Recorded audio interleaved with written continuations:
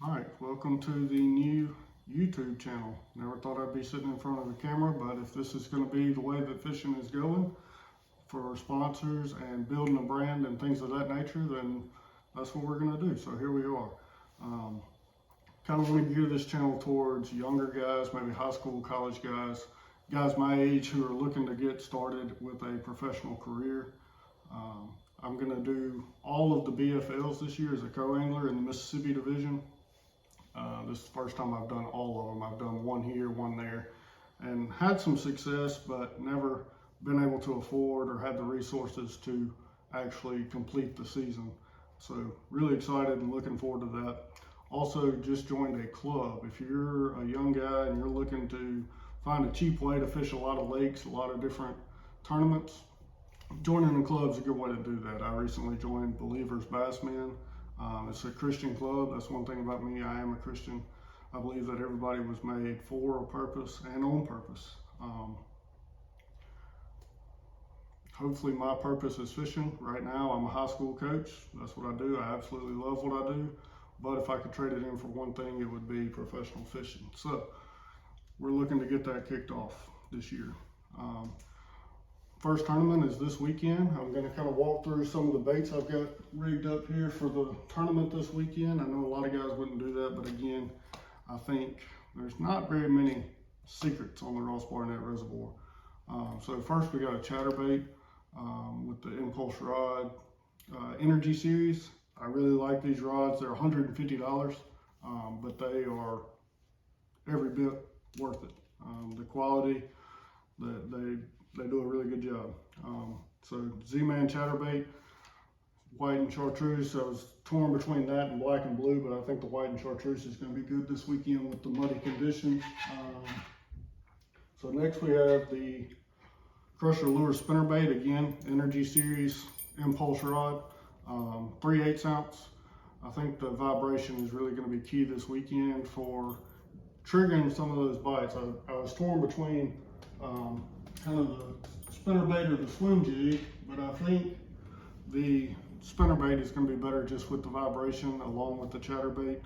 I think those fish are really going to need that vibration to be triggered into biting. So, all right, so next we have the Texas Rig Zoom June Bug Lizard on the old Skeet Reach rod. I've had this rod since I was about 14 years old.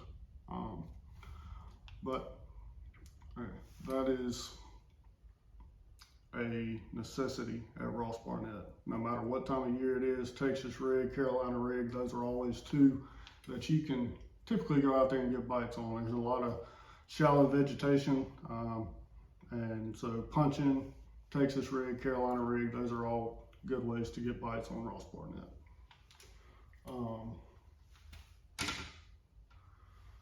So the next one, we got the 1/2 ounce Booyah buzzbait.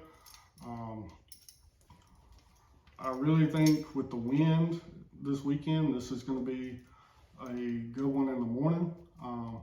Probably going to cut this off sometime middle of the day and change to a frog or a popper, something that I can keep in the strike zone just a little bit longer, in front of that fish's face just a little longer, and have a little more control over the speed of the retrieval on that. So again, I think buzzbait's going to be critical in the morning with the wind and being overcast, but once that sun gets up, change into a frog or a popper just to have a little more control over the speed and how long that bait stays in the strike zone.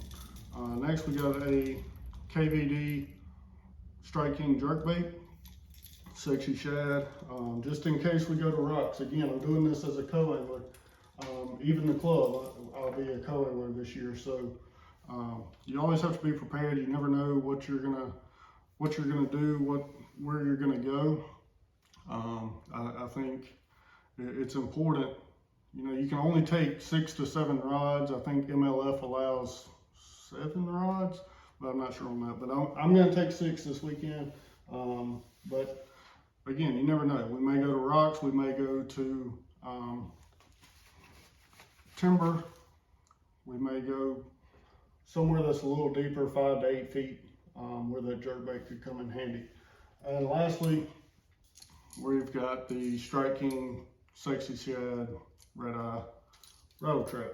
Again, I was torn between that and the swim jig, but again, I think that vibration is going to be key this weekend. And if we find some schooling fish, which is, I know it's kind of crazy to talk about in February, but it happens on Ross Barnett. If we find some schooling fish, maybe some spotted bass, those two, the jerkbait and the rattle trap, I think will be key. So again, looking forward to this season, looking forward to the challenges that are going to come with being a co-angler, and helping explain what that's going to look like. Again, I'll be doing videos comparing the two, the BFLs and the club, and just kind of showing what it looks like to get started. And hopefully that's helpful. You find it helpful, and really looking forward to this season. So if you are interested in following along, be sure to click the subscribe button at the bottom. Thanks.